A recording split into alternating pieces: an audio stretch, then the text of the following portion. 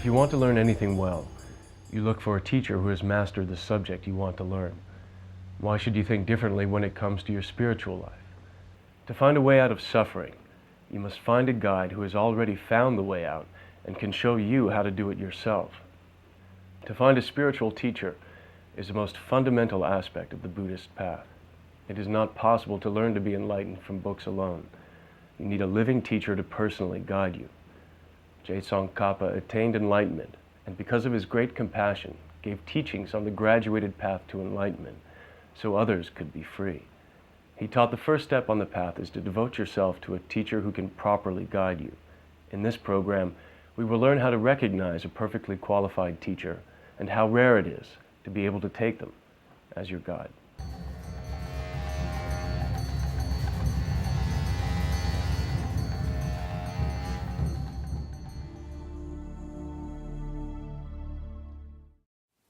In the Mahayana Buddhist teachings, it is said that the spiritual mentor is the key to the path, a guide to the perfect and ultimate state of enlightenment. Therefore, one's motivation, both in seeking a spiritual teacher as well as in cultivating and developing a relationship with one, is of fundamental importance. In this program, we will explore together the importance of the spiritual teacher to achieving ultimate success on the spiritual path. Therefore, as you listen to these teachings, generate in your mind a particularly strong altruistic motivation, seeking to attain enlightenment as quickly as possible in order to bring to enlightenment all other living beings.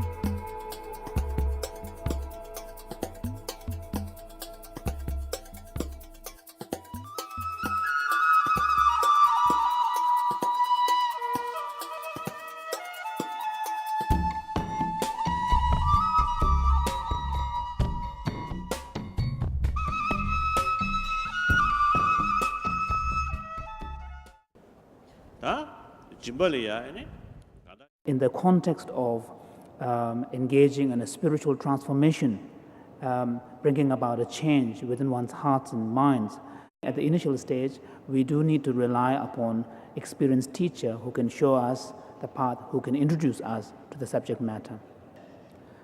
Since the role of spiritual teacher in one's practice becomes so important, we find that in Lama Tsongkhapa's great expositions of the stages of the path, he discusses the issue of reliance on spiritual teacher. The qualifications that are necessary on the part of the teachers are presented in Maitriya's Mahayana Sutra Alamkara, ornament of Mahayana Sutras, where he lists 10 principal qualities or qualifications of a spiritual teacher. The first is someone with a disciplined mind. This refers to the quality of having an ethical discipline. Second is having a calmed mind, which refers to the quality of having mastered the higher training in meditation and concentration. And the third is being thoroughly calmed, which refers to the quality of having mastered the higher training in wisdom, here particularly referring to the wisdom of no self, anatma. And then number 4 is that having the knowledge and the experience of the 3 higher trainings alone is not adequate. You need to have a knowledge that exceeds the knowledge of the students. Whatever subject matter that is being taught, the teacher must have a knowledge that exceeds the level of the student's knowledge. So this is the 4th quality. The 5th is that the teacher must have a vigor and enthusiasm for teaching the student. And so this is the 5th one, that's enthusiasm. Number 6 is that the teacher must have a vast learning so that he or she will have the resources from where the teacher will be able to draw the metaphors, the examples, the citations, and all of this. So vast learning is this number 6. Number 7 is who has a realization of emptiness. If possible, a genuine realization of emptiness, if not at least having a deep commitment to the practice of compassion, practice of emptiness on the basis of having a deep admiration to the teachings of emptiness. And then number 8 is that the teacher must be eloquent and skillful in his or her means of presenting the Dharma. Having knowledge and experience alone is not adequate. If the teacher is not skillful in presenting the Dharma, then the Dharma teaching would not be effective. So number 8 is eloquent speech. Number 9 is probably the most important quality here, having a deep compassion towards the student to whom the teaching is being given. Someone who has a genuine sort of a concern for the well-being of the student. So this compassionate mind is number 9. And number 10 is that the teacher should have the ability of resilience, so that no matter how many times the teacher has to repeat in his or her teaching, he or she should have the resilience to continue to maintain his or her enthusiasm, commitment to the student, so that he or she is not discouraged or becomes loses enthusiasm. So these are the 10 qualities recommended in Maitriya's text. And then Tsongkhapa concludes that section by making an emphasis that those practitioners who wish to seek a spiritual teacher should familiarize themselves with these qualifications of the spiritual master, and then search for these qualities in the person in whom you wish to entrust.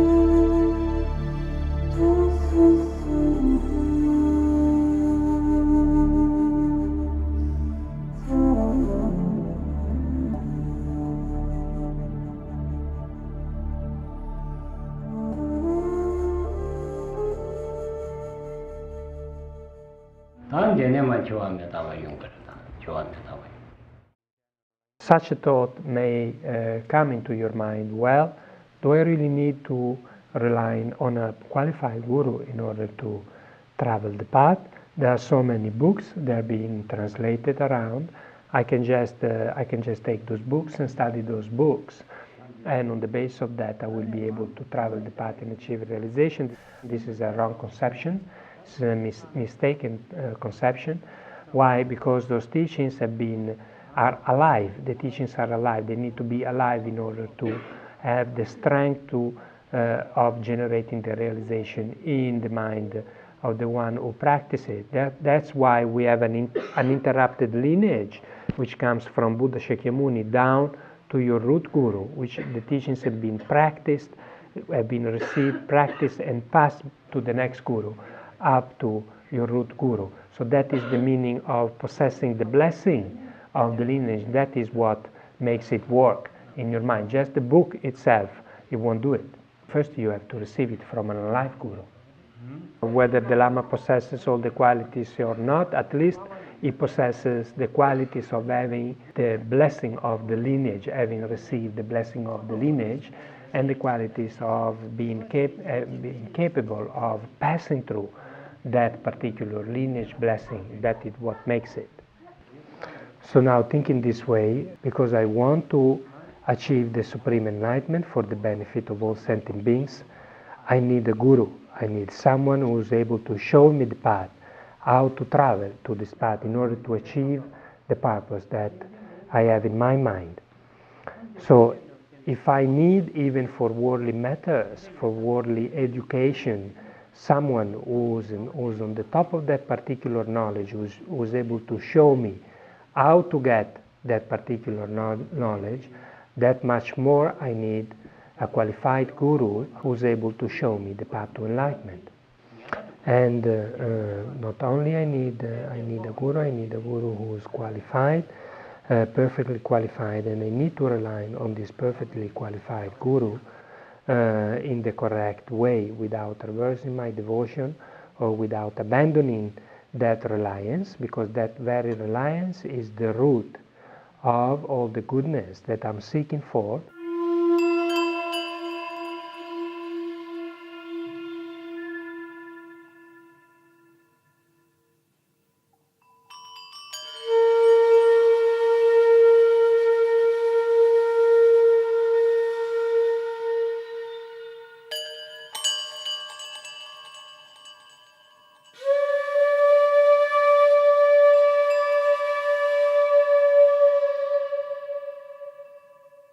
There are many paths to enlightenment. The most profound one, the fastest one, the quickest one, the swiftest one is devotion to spiritual guide. By correctly devoting to spiritual guide, you can get enlightened in one lifetime. It is so powerful. I mean, first you say, what is a guru? So Rinpoche explained, guru is someone who's heavy in qualities, nothing higher. So then why do we need a guru? And I kind of more or less said that. It's the root of the path. What are the reasons for this? If you want to learn any kind of a skill, you need a teacher. And even a worldly skill, you need a teacher. So definitely the path to enlightenment, where we've never been before, where it's unknown to us. In Lama Tsongkhapa's Lamrim Chenmo, there's a quote from one of the Kadampa Geshes that says, here we are, we've just emerged from aeons spent in the lower realms, and we want to get enlightened, we want to travel the path. I mean, definitely we need a guide. Definitely we need a guide. So, whether or not you get the realizations, how deeply you get those realizations, how stably you get those realizations, and in fact, it's explaining the teachings, not just the realizations, but they say whether or not your life becomes success or not, it depends on the strength of your devotion to spiritual guide. So it becomes a big thing. So this is the first thing that we have to become convinced of, that we definitely need a qualified teacher in order to travel the path to enlightenment. Okay? Even if we were going to go to India, we would need a guide. We need it because the goal is not just intellectual, it's to transform the mind. I think that's fine, that's clear. So you need a guru who can teach the whole path, right? You need a guru, you need a perfectly qualified guru who can teach you the whole path, and you need to devote yourself correctly. And it's kind of like that. You have some hardship to get your guru, and you really check. Once you've got them, you're going to be completely, okay, this one I'm going to devote, and I'm going to devote really well. Now, what are the benefits of correctly devoting? So now we come to these 8 benefits. And the point is that if you think about these benefits, then this amazing energy is going to come, and your practice is going to burst out, because you want to do nothing but devote yourself. You really want to devote yourself to your guru, and you want to do it in a very good way.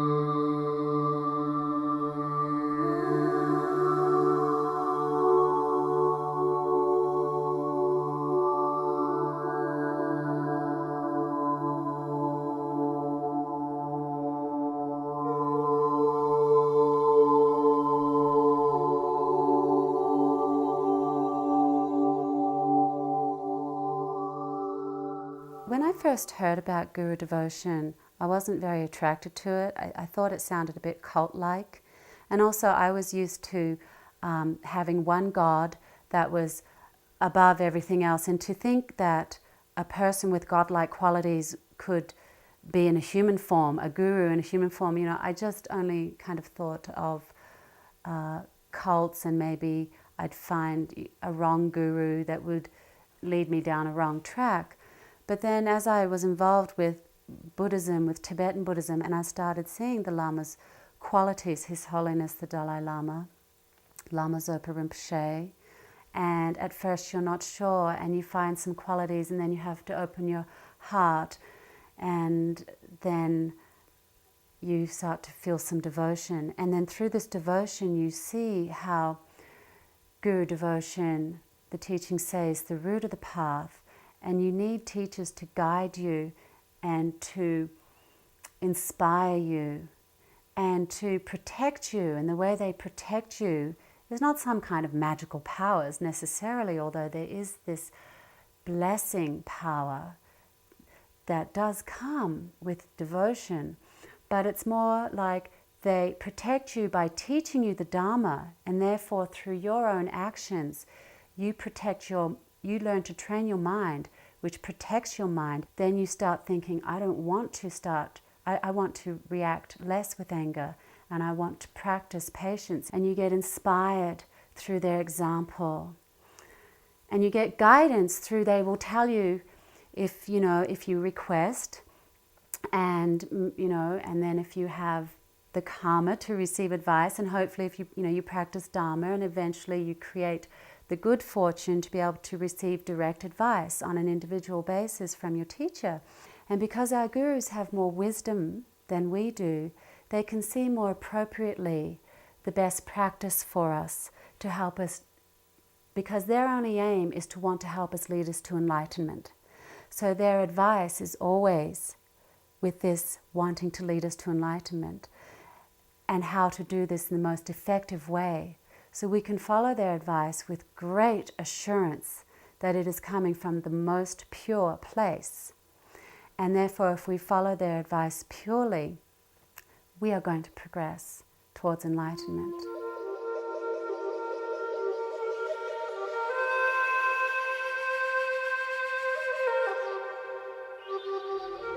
I left school and home when I was 15. Took quite a lot of drugs after I left home, and I was partying all the time, and I was pretty much I didn't live on the streets, but I was just hanging out on the streets for about a year. And I met Rinpoche for the first time. So this is probably the sweet part of my life. It was just like, there is no question in my life, and that the only thing that I want to do is offer my life to Rinpoche. And it was very, very, very strong. You just watch Rinpoche, and you just watch Rinpoche for every single act he does is an act is so perfect, and you just want to be like that. You just know that this is what you want to do. And I just knew 100% if I offered myself to this being, that he would direct me in a way that would be useful, because I can't figure it out myself. Or because I have so many past imprints that's making me, continually making me think, continually making me believe that samsara is going to bring me happiness, and that it's going to work if I, fall in love again. This time it's going to work, it's going to give me happiness, or whatever. I just 100% trusted that Rinpoche could definitely direct my life and guide me and show me how to do it. Especially looking at Rinpoche as the Guru, as the Yidam, as the Buddha, then definitely, there's nothing higher than that. We don't have anything higher than that, and there's nothing more precious to do. And it's not like, okay, once you have a relationship with the Guru, then it's really easy after that. In fact, it's even more difficult, because Rinpoche ultimately he confronts your ego. So that is a really painful experience, very, very painful, because it's the one thing that we protect very well. So I'm still trying to deal with that, and I'm amazed at how Rinpoche cuts my ego down. Every time I'm in front of him, every time, he very subtly, very individually, he's basically taming my mind, and it's very precious. Just to see Rinpoche, especially now I've been you know, able to serve Rinpoche quite closely for like nearly 3 years, and there's, you know, it just is reconfirmed in my life that, you know, it's unbelievable, perfect. Rinpoche's actions are amazing. Everything he does comes from bodhicitta, you know, he's always trying to help people. I just pray that I can keep being able to serve Rinpoche and doing this, because it feels really good.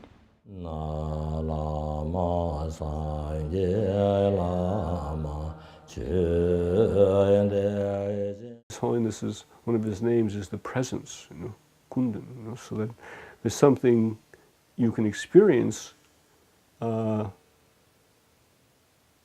makes you believe that it's possible, because you see examples of persons. So by meeting Lama Yeshe and Lama Zopa Rinpoche and Geshe Dargi and His Holiness Dalai Lama and other teachers, they're human beings. And they're saying, this is how, Lord Buddha said, this is how it is. I practiced it. I think this is how it is. If you practice it, it can be that way for you. So even if they all deny they have any realization or any power of mind, you know, anything, they'll say, oh, I'm not special. As long as I'm just a simple monk. You know? But if you spend any time with him, any time near him, there's an effect he has on your mind that isn't just based on his intellectual understanding of Buddhism. There's an effect you can experience by being near a realized teacher. It affects your own mind. So now we take we can imagine maybe of being like His Holiness the Dalai Lama or Lama Yeshe, Lama Zopa, Geshe Dargi, who've actually removed all the afflictions. The mind has these qualities of love, compassion, wisdom. So that can have a profound effect on your mind just by being near them. So for me, that's what gave me besides my own little experiments with meditation and practice and seeing what effect I could have in my mind, being near people who obviously to me, you know, even though they deny it, have done it, you know. So they've done it. So if they've done it, they're human beings. I'm a human being. I did this practice. Lord Buddha said, you're a human being, you can do this practice, and you can remove the afflictions. So that's what I think, having had the good fortune to be near those beings, at the same time try to put it into some small way to practice. So the combination of those two experiences, so for me there's no doubt, you know, spending some time with Lama Yeshe and Lama Zopa Rinpoche, being near His Holiness. I mean, His Holiness is just amazing. I saw this film, I think in Los Angeles. He was going to meet the press corps, you know, the hardened reporters who think everything is, you know, basically bad, I think, anyway. So just as he went down the line touching them, they sort of lit up like light bulbs. You know? Just as he passed, everyone became momentarily happy that their cares went away. They were smiling, and maybe 30 seconds later, it was gone, or 10 minutes later, it was gone. But it has an effect. So then so I think the idea of the blessings of the Lama, the blessings of the Guru, the blessings of the Buddha, it doesn't have to be so mystical. You put the big magnet next to the small magnet, so the polarities come the same for a little bit till the big magnet moves away, you know. So you see some possibility, you know, the blessings of the Guru, the blessings of the teacher. So and within Buddhism, I think, so that's the key, you know. You can have a qualified teacher and then follow a authentic, qualified teaching. And then you make the experiment yourself, and if it works, you do it more. If it doesn't work, do something else.